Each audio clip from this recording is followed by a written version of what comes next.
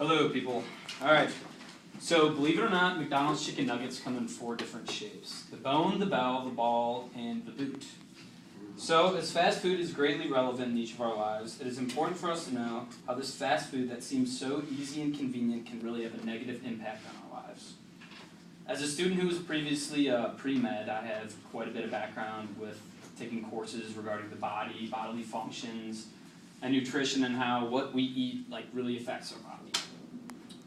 So fast food may seem convenient and beneficial in the moment, but it can be very detrimental to your health in the long run. In an attempt to deepen your understanding of these negative effects which fast food can have on you, I will explain why fast food came about, the nutritional value which it holds, and what it could eventually do to you and your health. We all know that fast food amassed into its own culture, but how did this all begin? The following information I'm about to tell you is from an article named Fast Food by an organization known as Living History Farm. So when I think of fast food, the definition that comes to mind is something that is convenient and ready within minutes.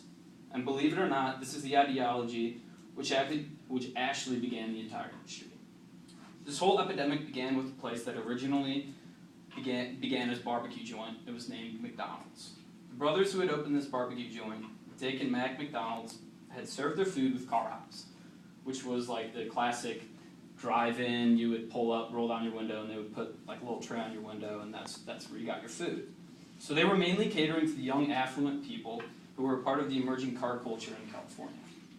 These brothers had begun to realize that the hamburgers were the most popular and sold item, and that the teens and families alike were most interested in eating quickly and cheaply. Being entrepreneurs, they saw that their opportunity for success and acted on it. They closed down the restaurant in order to revamp it into an assembly line way of creating food. They saw immediate success as they were selling burgers at about half the price of diners and about twice the speed. As people became fascinated with their success, people such as Ray Kroc were creating machines such as the multi-mixer, which could mix up to 5 milkshakes at one time. This is where I personally think that the process of making food went out the window, and the process of mass-producing food was introduced. After Ray Kroc got permission from the McDonald brothers to franchise a McDonald's restaurant in Des Plaines, Illinois, the fast food industry began to take off. As you can now see, fast food was truly built on the ideology of being convenient and beneficial to the consumer. As you now understand how fast food was created to be convenient and beneficial to its consumers, I will explain to you how it is almost the exact opposite of that. The actual nutritional value which the food holds is little to none. Granted, it depends on which restaurant you're talking about. Well, for the purpose of time management, I'm going to break down the classic cheeseburger that comes to mind when somebody talks about fast food. The burger I've chosen to discuss with you is the Big Mac from McDonald's. The nutritional facts read as follows: 509 calories, 34 grams of fat, and 1,070 milligrams of sodium.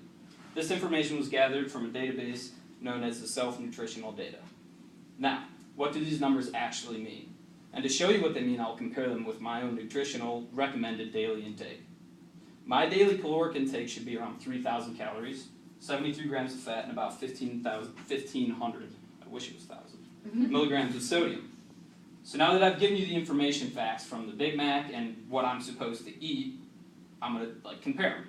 So calorie-wise, the burger would be fine, but I mean, that's calorie-wise, eating that alone would be fine, but I would have to watch what I'm going to eat for the rest of the day. But it gets scary when I look at the comparison for fat and sodium. The 34 grams of fat is almost exactly half of what my daily nutritional intake should be, which is a red flag, especially if someone's looking to lose weight. But the real concern here is the excessive sodium within the burger, or the amount of salt contained within the burger, because it is over 2/3 of my daily consumption. So, which leads me to my next thing to talk about regarding heart health and fast food. One of the most prevalent issues in America today is heart disease, and at the root of heart disease is a diet high in sodium. So just to start off, and according to the Centers for Disease Control and Prevention, about 610,000 people die every year from heart disease, which ends up being about every 1 in 4 deaths. This makes heart disease the leading cause of death in both men and women in America.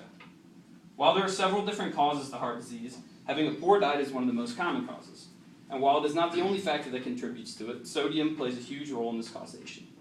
There are several health conditions that lead to heart disease, one of them being high blood pressure.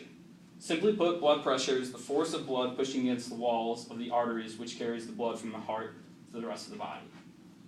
And after like a period of time, plaque will build up, and that'll gain, like there'll be more tension within those arteries, and that causes hypertension.